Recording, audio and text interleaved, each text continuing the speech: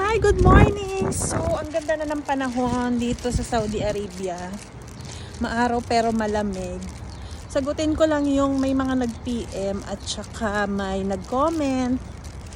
Sabi nila magkano daw yung magpa-warts removal.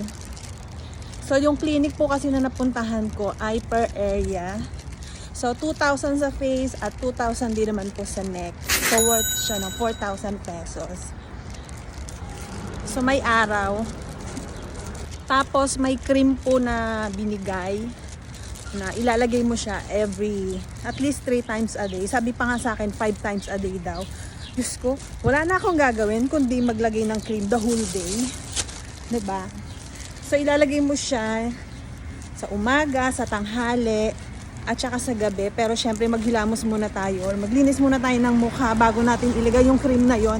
So worth nun ay 500 pesos. So ang total na binayaran ko ay 4,500 plus yung bumalik ako second session na worth 300 pesos lang. Akala ko libre yung second session. May bayad pala. Pero 300 pesos lang, mura lang naman siya. So marami pa rin namang tinanggal. Marami pa rin siyang kinotary kasi mga naiwan nga sila. So, yun ang halaga ng warts removal ko na ginawa sa Pilipinas. Thank you! It's Sunday, first day of the week dito sa Saudi. So, pasukan na naman, my God.